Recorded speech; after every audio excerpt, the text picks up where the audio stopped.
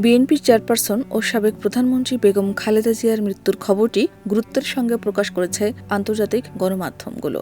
British সংবাদ মাধ্যম BBC, Al Jazeera, Reuters, CNN, the Guardian সহ বিশ্বের বিভিন্ন প্রভাবশালী সংবাদ মাধ্যমে তার মৃত্যু সংবাদ প্রধান শিরোনামে স্থান পায়। এলএমই সার্টিফাইড বিশ্বসেরা কপারে তৈরি ওয়ালটন কেবলস, যা আপনার স্থাপনাকে রাখবে সব সময় নিরাপদ।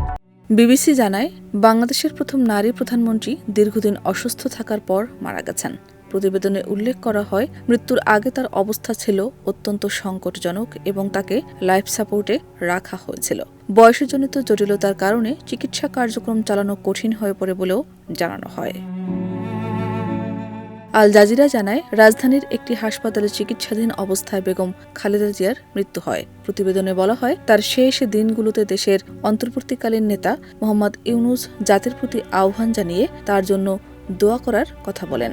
তাকে দেশের রাজনীতিতে অনুপ্রেরণার উৎস হিসেবে উল্লেখ করেন।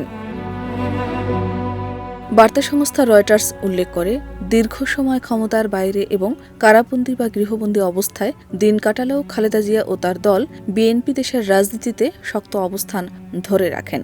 আসন্ন জাতীয় নির্বাচনেও দলটিকে এগিয়ে থাকা দল হিসেবে দেখা হচ্ছে বলে প্রতিবেদনে বলা হয়।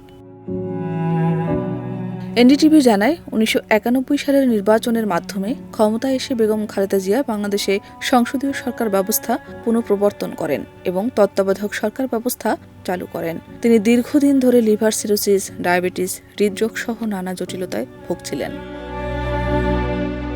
সিএনএন ও দ্য গার্ডিয়ান জানায়, মঙ্গলবার বিএনপির এক বিবৃতিতে ৮০ বছর বয়সী সাবেক প্রধানমন্ত্রী বেগম খালেদা জিয়ার মৃত্যুর খবর নিশ্চিত করা হয়। পাকিস্তানের ডন জানায়, ফজরের নামাজের পর সকাল ৬টায় তিনি ইন্তেকাল করেন।